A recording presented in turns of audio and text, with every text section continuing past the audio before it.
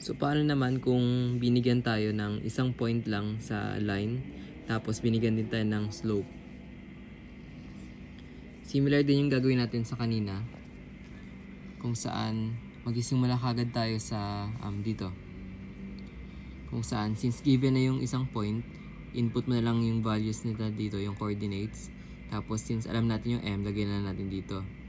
Tapos, ilagay yung plus b para ma-solve for b natin. Ganun yung gawin natin. So, ang formula natin ay y is equal to mx plus b.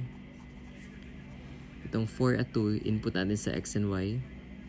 4 is equal to, itong m ay negative 1, x ay 2, plus b. Tapos solve for b na lang yan. Ang 4, ayan. Ang negative 1 times 2 ay negative 2. Tapos ililipat na lang itong 2 sa kabila.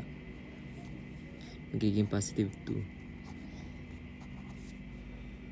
Tapos ang 2 plus 4 ay 6. Since alam na natin yung b na 6, gamitin ulit natin to.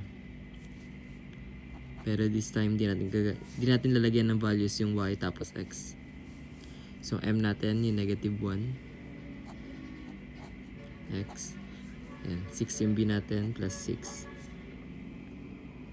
Negative 1 times x para ma-simplify. Negative x plus 6. At yan yung equation ng line.